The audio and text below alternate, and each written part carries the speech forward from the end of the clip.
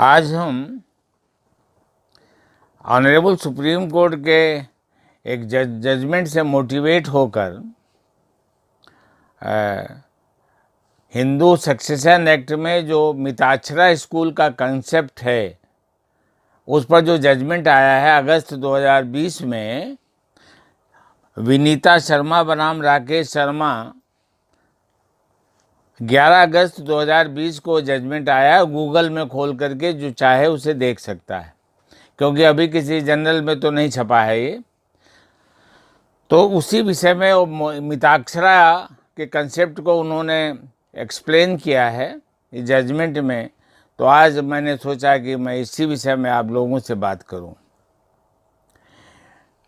जो मिताक्षरा, हमारे यहाँ जो सक्सेशन है, devolution of property after the death of the holder of the property, तो दो कंसेप्ट हमारे यहाँ चलते हैं। एक मिताक्षरा स्कूल है और एक दया भाग स्कूल है। दया भाग स्कूल बंगाल में और उसके आसपास के, जैसे उड़ीसा हैं, हाँ, पश्चिमी और पूर्वी बिहार है, तो उनमें ये आसपास, आसाम है, वहाँ जो आसपास के इलाके हैं जिनमें हिंदू रहते हैं, तो उनमें वो दया भाग का कंसेप्ट चलता है।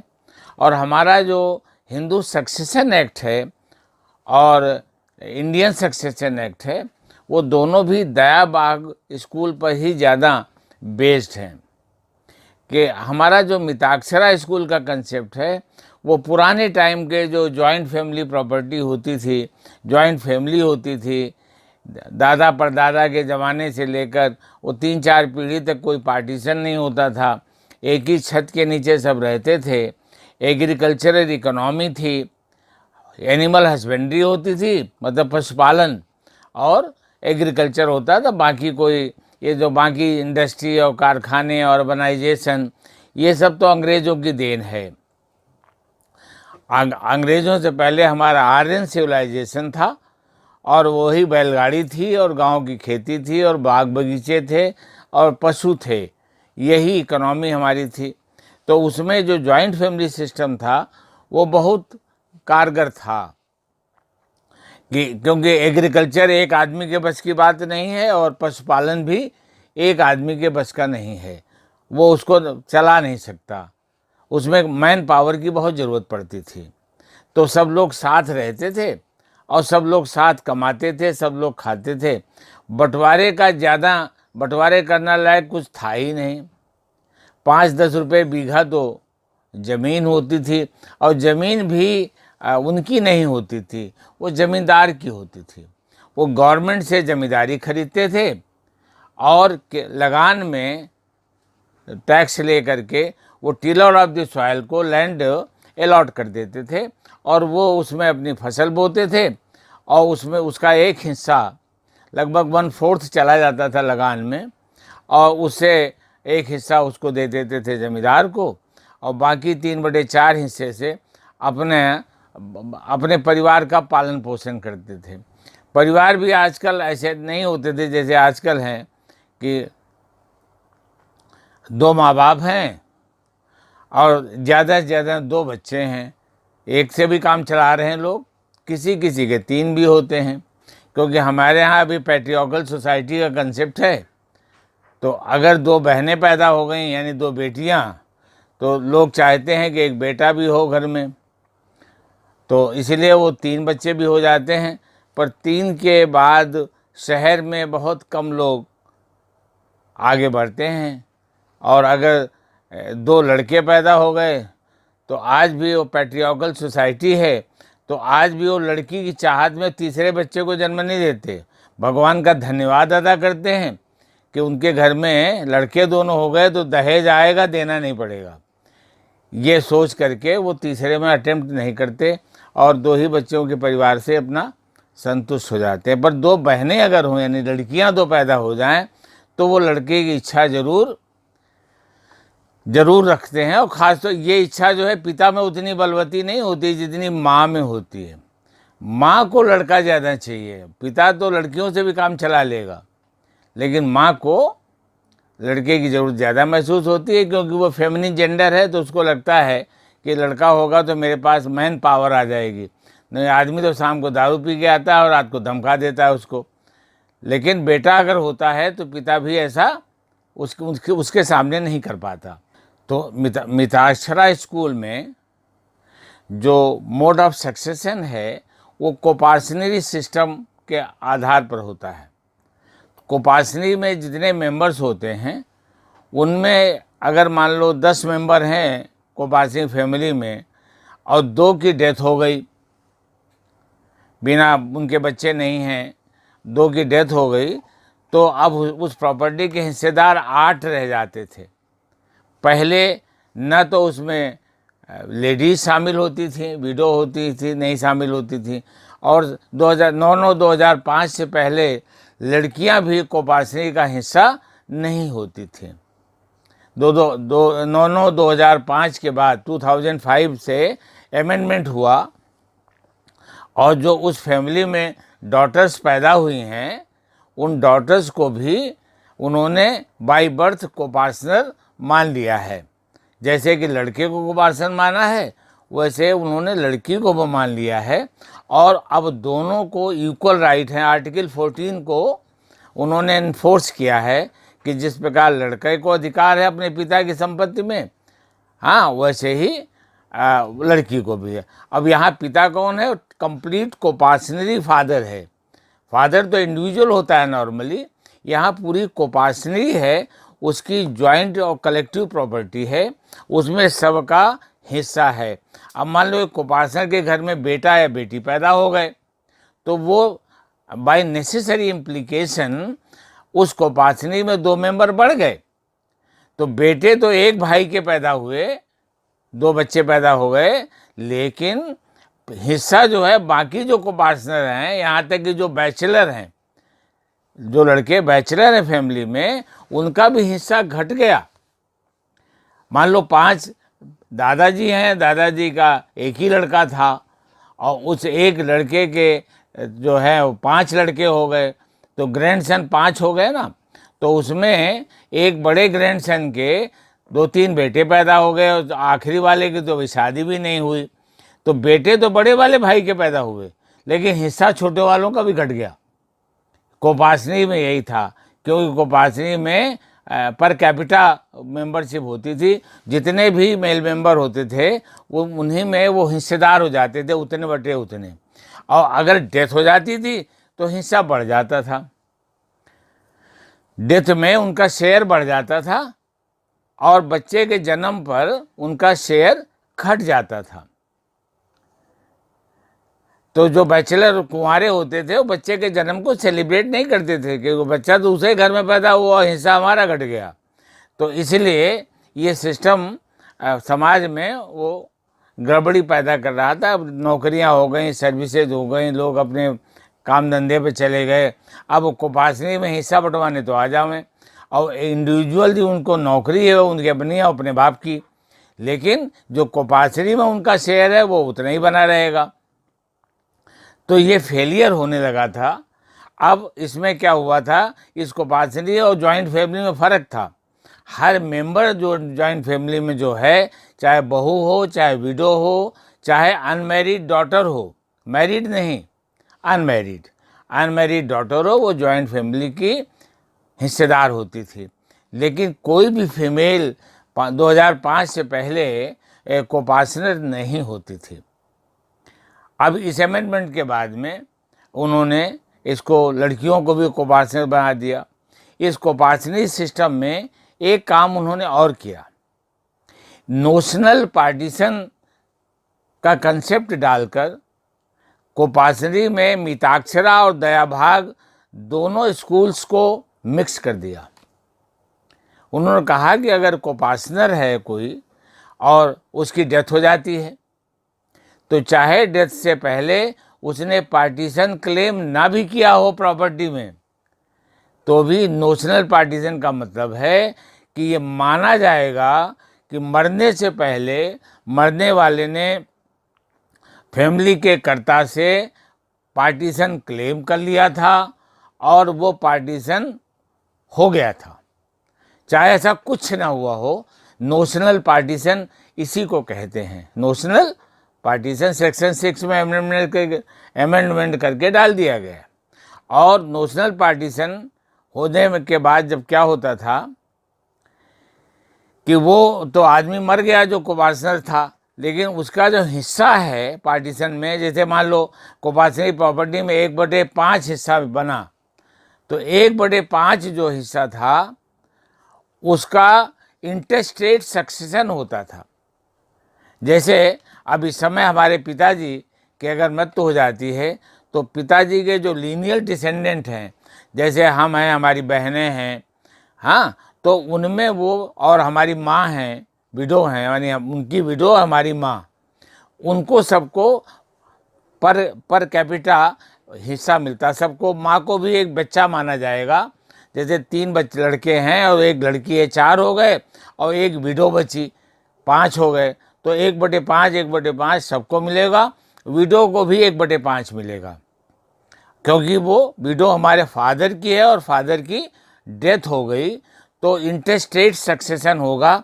यही दया भाग स्कूल का कंसेप्ट है। ये बाय सर्वाइवरशिप नहीं होगा कि जितने सब बच गए उनमें डिवॉल्व हो जाएगी प्रॉपर्टी। इसमें क्या होगा कि जो व्यक्ति को पार्टनर की डेथ हुई है उसका इंटरस्टेट सक्सेशन होगा और उसका नोशनल पार्टीशन मान लिया जाएगा। तो जैसे 5 मेंबर थे कोपार्सनरी में, 1 की डेथ हो गई तो उसका हिस्सा 1/5 कोपार्सनरी प्रॉपर्टी से अलग कर दिया जाएगा और उस हिस्से में इंटरस्टेट सक्सेशन का नियम लागू होगा, जो दया भाग का प्रिंसिपल है। वो इंटरस्टेट सक्सेशन जो हमारे यहाँ शेड्यूल में दिया हुआ है हिंदू सक्सेशन एक्ट के, उसके अनुसार वो प्रॉपर्टी डिवॉल्व हो जाएगी उनमें, चाहे उसने पार्टीशन क्लेम नहीं किया था तो भी। और रिमेनिंग मेंबर जो हैं उनमें कोपार्सनरी चलती रहेगी जब तक कि वो कोपार्सनरी में पार्टीशन क्लेम कोपार्सनर्स ना करें। कोपार्सनरी केवल 2 प्रकार से भंग हो सकती है। एक तो सोल सर्वाइवर कोपार्सनर जो है उसकी डेथ हो जाए तो कोपार्सनरी भंग हो जाएगी, या कोपार्सनर्स के बीच में पार्टीशन क्लेम हो जाए और पार्टीशन हो जाए तो सबका हिस्सा अलग हो गया तो कोपार्सनरी भंग हो जाएगी। तो अब जब से ये नोशनल पार्टीशन का कंसेप्ट आया है तो तब से ये जो मिताक्षरा स्कूल का कोपार्सनरी सिस्टम है वो लगभग समाप्त हो गया है। अब उसका अस्तित्व ज़्यादा रहा नहीं है। दूसरा ये कि जो कोपार्सनरी है वो एंसेस्ट्रल प्रॉपर्टी पर लागू होती है। एंसेस्ट्रल दादा लाई प्रॉपर्टी सुना होगा आपने, तो एंसेस्ट्रल प्रॉपर्टी जो पूर्वजों से चली आ रही है और कोपार्सनरी भंग नहीं हुई है तो उसमें आमतौर पर जल्दी से वो भंग नहीं होती। उसका कारण है कि 4 पीढ़ी तक रहती है कोपार्सनरी में। जैसे कि हमारे ग्रैंडफादर के पिताजी एक हो गए और ग्रैंडफादर के बच्चे और ग्रैंडफादर के ग्रैंडचिल्ड्रन, 4 जनरेशन्स जो है वो चारों हों एक साथ तो उनकी कोपार्सनरी कॉन्स्टिट्यूट हो जाती है। अगर एक बार कोपार्सनरी बन गई तो ऊपर वाला मरता रहेगा और नीचे वाली पीढ़ी जो है, जैसे बड़े दादा हमारे यानी दादा के पिताजी, उनकी जब डेथ हो जाएगी तो 3 पीढ़ियां बचेंगी। तो जो चौथी पीढ़ी है जैसे ही वो अस्तित्व में आ जाएगी वो कोपार्सनरी का हिस्सा हो जाएगी, चाहे वो बड़े दादा के मरते समय वो चौथी पीढ़ी हो और चाहे ना हो। जब भी वो क्रिएट हो जाएगी, आ जाएगी, तभी वो उसका मेंबर हो जाएंगे। ऊपर से लोग मरते रहेंगे और नीचे वाले जुड़ते रहेंगे। लेकिन दुर्भाग्य से कहीं ऐसा हो गया कि नीचे वाली पीढ़ी तीनों मर गई और ऊपर बड़े दादा जो हैं हमारे ग्रैंडफादर के जो पिताजी हैं वो अकेले बच गए जिंदा।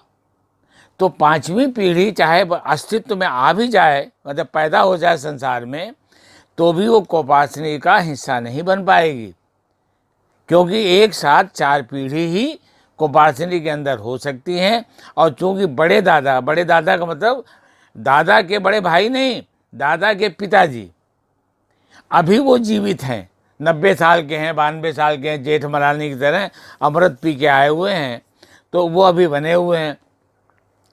और जो नीचे की 3 पीढ़ियां हैं वो हरिद्वार में कुंभ में नहाने गई और वहीं कुंभ में नाव में बैठे इस पार से उस पार जाने में गंगा जी में, और नाव पलट गई और शहर के मेंबर थे, तालाब तो होते नहीं जो सबको तैरना आता हो, हाँ, और उसमें सब डूब गए।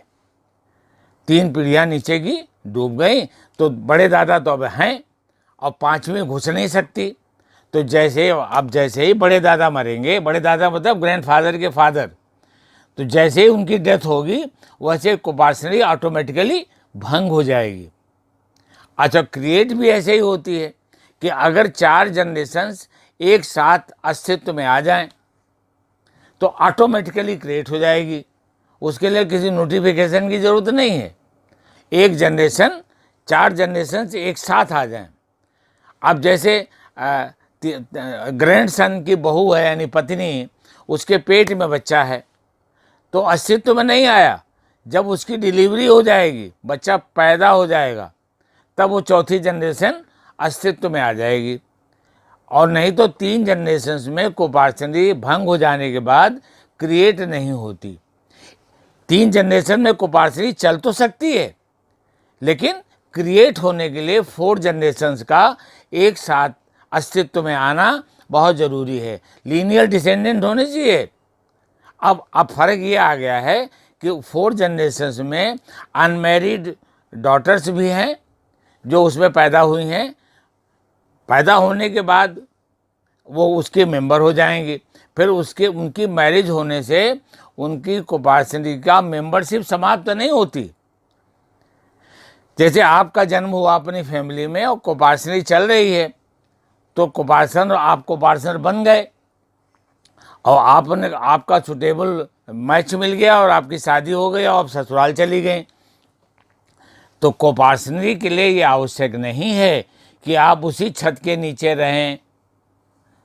आप कहीं भी शादी करके चाहे जहाँ चले जाएं, चाहे अमेरिका चले जाएं, चाहे इंग्लैंड चले जाएं, चाहे पंजाब चले जाएं, लेकिन कोपार्सनर आप एक बार बन गए तो आप बने रहेंगे जब तक कोपार्सनरी भंग नहीं होती या पार्टीशन। मतलब कोपार्सनरी केवल 2 तरह से समाप्त होती है, या तो सोल सर्वाइवर मेंबर मर जाए, कोपार्सनरी डेथ से भी समाप्त हो जाती है, और या पार्टनर जो कोपार्सनर हैं उनमें आपस में झगड़ा हो जाए, उनके आपस में न बने और वो पार्टीशन क्लेम करके सब लोग अपना अपना कोपार्सनरी के हिसाब से बंटवारा करा लें, पार्टीशन सूट फाइल करके पार्टीशन करा लें, तो पार्टीशन हो जाएगा, कोपार्सनरी समाप्त हो जाएगी।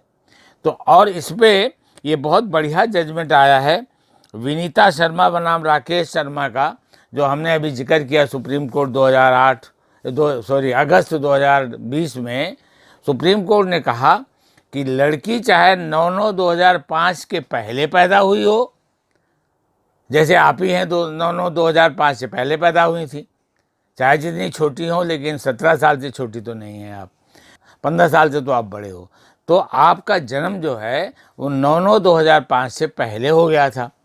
अगर कोपार्सनरी फैमिली आपकी है, ध्यान रखना, जॉइंट फैमिली और कोपार्सनरी फैमिली में फ़र्क है।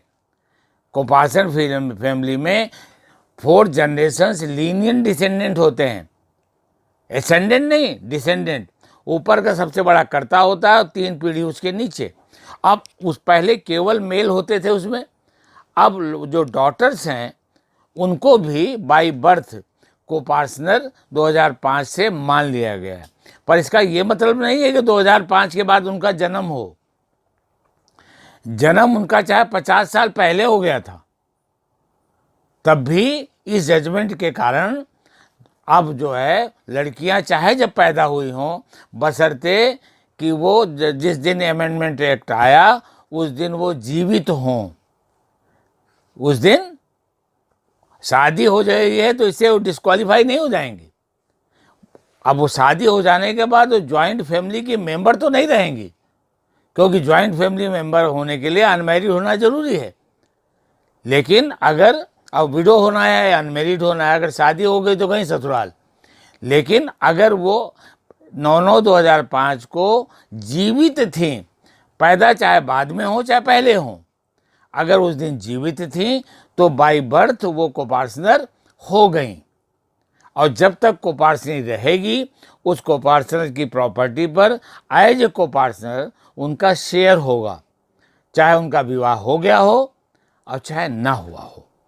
ये जजमेंट निकाल करके आप पढ़ लें, ये टोटल कंसेप्ट जो है कोपार्सनरी का साफ कर देता है। और जब से नोशनल पार्टीशन आ गया तब से कोपार्सनरी का सिस्टम बहुत कमज़ोर हो गया है, क्योंकि जो परिवार नोशनल पार्टीशन में जो कोपार्सनर है उसकी जैसे ही डेथ होती है वैसे ही उसका हिस्सा अलग हो जाता है और उस पर इंटेस्टेट सक्सेशन लगता है कि जो भी शेड्यूल के मुताबिक उसके उत्तराधिकारी हैं, जिसमें विडो भी है, डॉटर भी है, सन्स भी हैं। और अगर बेटों की शादी हो गई थी तो उनके और विडो हो गई, वो मतलब बेटा की शादी हुई और शादी के बाद वो मर गया तो उसकी जो विधवा बची हुई है उसका भी राइट उसमें क्रिएट हो जाएगा, बशर्ते कि जिस दिन वो राइट क्रिएट हुआ उस दिन वो उसने किसी और से शादी ना कर ली हो। तो ये दैट्स ऑल। और हम इसको बाकी आपको सैटरडे के दिन समझाएंगे, हिंदू सक्सेशन एक्ट। आज ये एक एग्जाम्पल दिया इससे सुप्रीम कोर्ट के जजमेंट के मुताबिक, जिसको आप अच्छे से पढ़ें, निकाल करके गूगल करेंगे तो आपको आराम से मिल जाएगा। और उम्मीद करते हैं कि आप गूगल करके इस जजमेंट को निकाल लेंगे। विनीता शर्मा बनाम राकेश शर्मा 2020 का है, 11 अगस्त 2020 का है। गूगल करोगे तो निकल आएगा, उसको पढ़ के आएगा। सैटरडे को हम लोग फिर 12 बजे आपसे मुलाकात होगी।